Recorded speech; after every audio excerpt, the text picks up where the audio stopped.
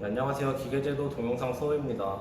1학기 때는 PPT 자료를 사용해서 수업을 했었는데 뭐 그게 그렇게 효과도 있는 것 같지도 않고 수업 진행하는데 조금 이해가 부족한 것 같아서 2, 3학년, 2학년이랑 마찬가지로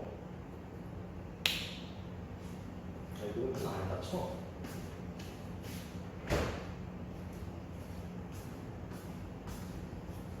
네, 안녕하세요. 기계제도 동영상 수업입니다. 2학기부터는 수업을 되도록이면 동영상으로 수업을 하려고 합니다.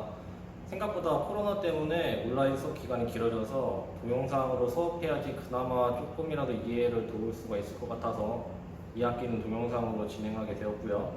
2학년이랑 마찬가지로 1학년도 동영상으로 이번엔 수업을 한번 진행해 보도록 할게요. 그래서 우리가 1학기 때 무엇에 대해서 배웠었냐면 우리가 전기 제도에 대해서 배웠었죠. 전기 제도라고는 했지만 뭐 구체적으로 따지면 전기가 아니라 우리는 전자 제도를 배웠어요. 저항이랑 뭐 전선 그리고 전압계, 전류계, 뭐 전원 공급 장치 이런 거 사용해서 전기가 무엇인지 그냥 대체적으로 어떤 것인지 좀 배웠고 구체적으로 우리가 그렸던 건 저항을 그려봤었죠. 저항 같은 경우에는 전자제도예요. 전기에서는 저항을 웬만하면 제도할 일이 없습니다. 전자에서만 제도를 하고.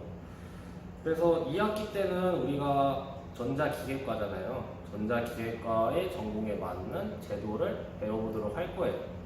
그래서 한번 복습을 해보도록 할게요. 우리가 뭘 했었는지. 일단은 우리가 발전소가 있었어요. 발전소에서 전기를 제공을 한다 했죠. 전기를 생산을 하죠. 그럼 이렇게 생산된 전기를 공급을 하는데 보통 두 가지로 공급을 한다고 했어요. 가정과 공장 이렇게 공급을 하고 있습니다.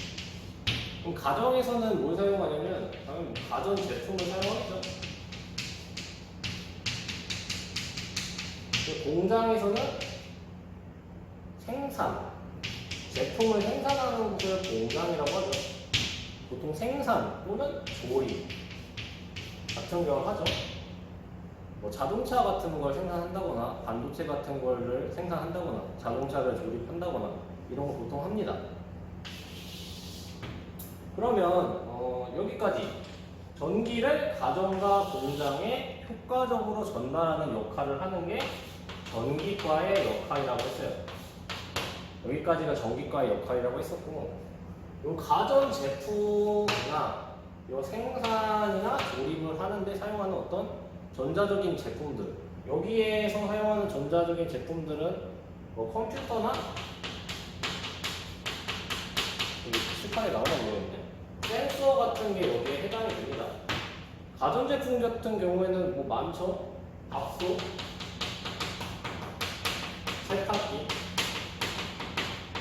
PC, 퍼스널 컴퓨터라고 해서 개인용 컴퓨터를 PC라고 하죠.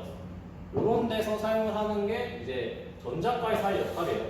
이런 거를 만드는데 사용하는 부품들, 이런 게 이제 전자과에서 하는 역할입니다. 우리는 뭘 하냐면 이렇게 공급된 전기를 가지고 보통 가정에서는 우리의 역할은 거의 없어요. 가정에서 사용하는 전자제품 같은 경우에는 전자과에서 많이 개발을 하고 사용을 하고 있습니다. 우리 같은 경우에는 공장에서 사용하는 생산 장비와 조립 장비를 동작시키는데 어떻게 효과적으로 동작을 시킬 거냐를 하는 게 우리 과의 역할이에요. 생산을 해야 하려면 생산 과정이 있을 거고 그 생산 과정을 우리가 프로그래밍을 해가지고 우리가 원하는 생산을 하도록 또는 우리가 원하는 조립을 하도록 우리가 만들어줘야 합니다. 그런 걸 하는 게 우리의 역할이에요. 프로그래밍을 하는 것도 있지만 프로그래밍 하기 전에 우리가 먼저 해야 되는 건 전기적인 배선을 먼저 해주어야 합니다. 그래서 우리가 하는 역할은 여기에 들어온 전기를 배선을 통해서 무엇을 하냐? 제어를 하는 겁니다. 제어. 우리가 하는 건 구체적으로 제어를 한다고 생각을 하면 돼요. 그럼 제어가 뭐냐면 제어는 어렵게 생각 안 해도 됩니다. 제어는 껐다 켰다를 하는 것을 그냥 제어라고 합니다. 뭐 그냥 집에서 여러분들이 사용하는 전등 같은 거 스위치 누르면 꽂았다 켜졌다 하죠. 그런 것도 일종의 제어라고 부르고 있어요. 근데 제어는 껐다 켰다에 한 가지 더 붙여줘야 해요. 우리가 원할 때 껐다 켰다 할 수 있는 것을 제어라고 우리가 표현을 합니다. 오는 날 우리가 사람이 직접 불을 눌러서 껐다 켰다도 할 수 있지만 공장에서 원하고자 하는 것은 사람을 줄이는 걸 지금 목적으로 하고 있어요. 사람을 줄이고 자동적으로 생산한다면 원가도 절감되고 정확성도 높일 수 있고 안전하겠죠.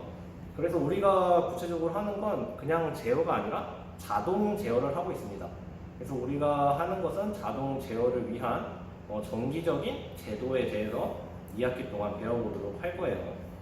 자, 그러면 오늘은 간단하게 껐다 켰다 하는데 필요한 스위치 있죠, 스위치. 그 스위치에 대해서 살펴보고 수업을 마무리하도록 하겠습니다. 자, 아까 제어는 우리가 원할 때 껐다 켰다 할 수 있는 것을 제어라고 했어요. 우리가 원할 때라는 조건을 사용하기 위해서는 필연적으로 우리가 입력 장치라는 것을 사용해야 해요. 그러니까 우리가 원할 때라는 정보를 입력해 주어야지 우리가 원할 때 불을 껐다 켰다 할 수 있겠죠. 그런 입력 장치 중에서 대표적인 장치가 스위치입니다. 스위치. 우리가 불을 켜고 싶다고 원할 때 불을 켜기 위한 스위치가 필요하겠죠. 그때 우리가 스위치를 손으로 이렇게 누르는 과정을 입력이라고 하는 거예요. 어렵게 생각 안 해도 됩니다. 그래서 대표적인 입력 장치가 스위치인데 우리는 보통 푸시 버튼 스위치라는 것을 많이 사용하고 있어요. 스위치도 종류가 굉장히 여러 가지입니다. 근데 우리는 그 중에서도 푸시 버튼 스위치에 대해서 오늘 배우고 수업을 마무리하도록 할게요. 한국말로 이제 누름 버튼 스위치라고 하는데, 요게 푸시 버튼 스위치예요. 푸시 버튼 스위치. 이렇게 손으로 이렇게 누를 수가 있어서 푸시 버튼 스위치라고 하고 있습니다. 그럼 이 스위치의 가장 큰 특징이 뭐냐면 내부에 스프링이 달려 있어요. 그래서 버튼을 이렇게 누르는 부분이 있고 이렇게 아래쪽에 얘가 버튼을 눌러주는데 여기에 이제 이렇게 접점을 만들어주는 부분이 있습니다. 접점. 그리고 아래쪽에도 접점을 만들어주는 부분이 있고 여기에 이렇게 스프링이 있어요. 스프링. 이런 모양새입니다. 기본적으로. 그럼 우리가 이 버튼을 이렇게 누르면 스프링 때문에 스프링이 이렇게 압축이 되겠죠. 그리고 우리가 손가락을 누르는 순간 스프링은 탄성력에 의해서 원래 상태로 돌아가려는 특징이 있습니다. 그래서 우리가 눌렀을 때만 스프링이 이렇게 스위치가 눌리고 손가락을 떼면 스프링의 탄성력에 의해서 다시 나오는 것을 우리가 알 수가 있어요. 이게 푸시 버튼 스위치의 특징입니다. 그럼 이거를 왜 사용하냐면 일종의 이것도 자동이에요. 자동이라고 표현할 수가 있겠죠. 손가락을 뗐는데 스위치가 원래 자리로 스스로 돌아와서 자동이라고 우리가 부를 수가 있겠죠. 간단한 자동 장치예요, 이게. 그러면 스위치도 스위치인데 우리가 알아야 할 게 있어요. 스위치 중에서 이제 스위치에는 접점이라는 게 존재합니다. 접점.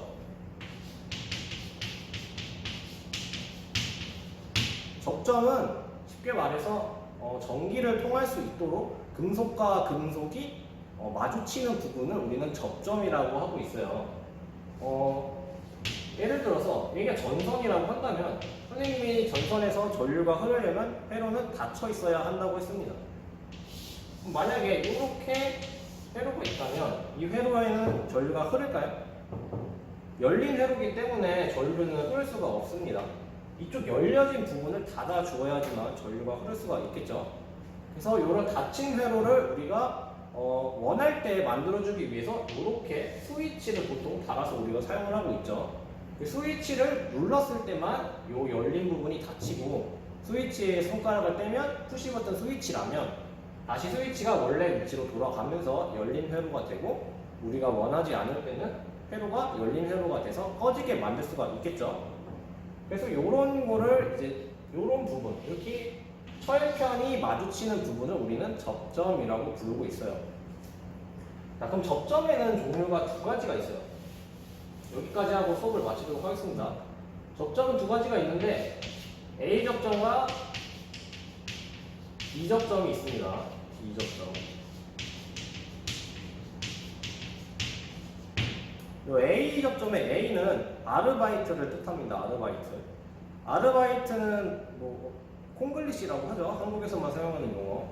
구체적으로 말하자면 잠시 동안이란 뜻이에요. 일시적이란 뜻입니다.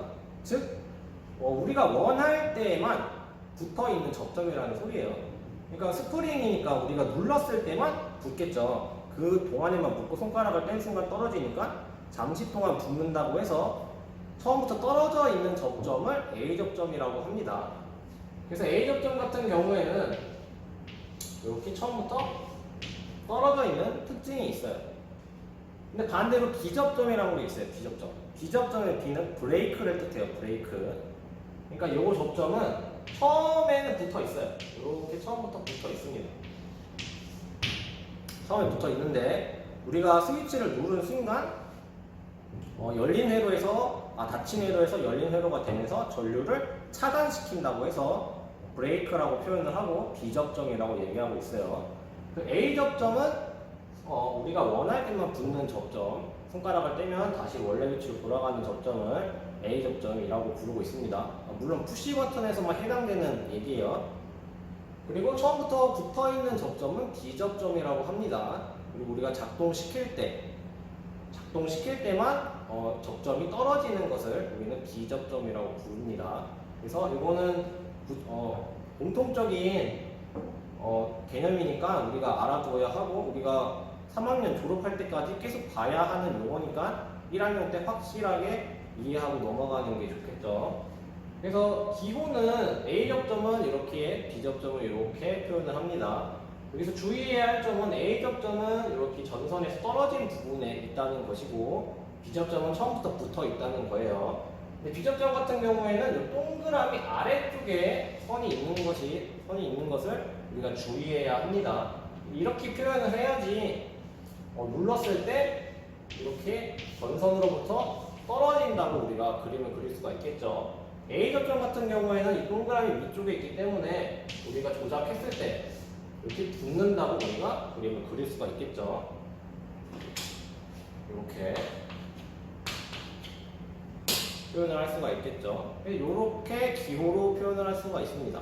근데 이런 기호 표기 방식은 KSC 단이라고 해서 한국에서만 사용하는 표기 방법이에요. 근데 한국에서 대체적으로 많이 사용하는 표기 방법이니까 알아둬야 하고 다음 시간에 국제적으로 어떻게 표현하는지 살펴보고 다른 내용도 알아보면서 수업을 이어나가도록 할게요. 그러면 이번 첫 시간은 여기까지 하도록 하겠습니다. 과제 열심히 하시고요. 이거 스위치 한번 보여주려고 동영상을 다시 찍어봤어요. 이게 보면은 자세히 보면 이거 눌렀을 때 스프링 때문에 원래대로 돌아오는 것도 보이지만 이 접점 바뀌는 게 눈에 보이나요? 이거 안쪽에 이 흰색 움직이는 거 보이죠? 그러니까 눌렀을 때만 여기 나사 부분이 접점 부분인데 눌렀을 때만 이 접점 부분이 붙어서 전류가 흐를 수가 있는 거예요. 손가락을 떼는 순간 떨어지니까 전류는 차단이 되겠죠. 이 부분은 눌렀을 때만 붙는 부분이기 때문에 이쪽이 A 접점이 해당되는 것이고 이쪽 윗부분은 반대로 처음부터 붙어 있어요. 자세히 보면 여기 철판 있는 거 보이거든요. 철판 움직이죠. 이 철판이 처음부터 붙어 있기 때문에 얘는 B 접점입니다. B 접점. 손가락을 눌렀을 때 전류가 끊어지니까 브레이크라고 해서 B 접점이라고 해요. 눌렀을 때만 전류가 차단되는 접점 B 접점이라고 하고 손가락을 떼면 스프링의 탄성력에 의해서 원래 위치로 돌아가면서 전류가 다시 흐르니까 얘는 B 접점입니다. B 접점. 이게 푸시 버튼 스위치의 동작 원리입니다.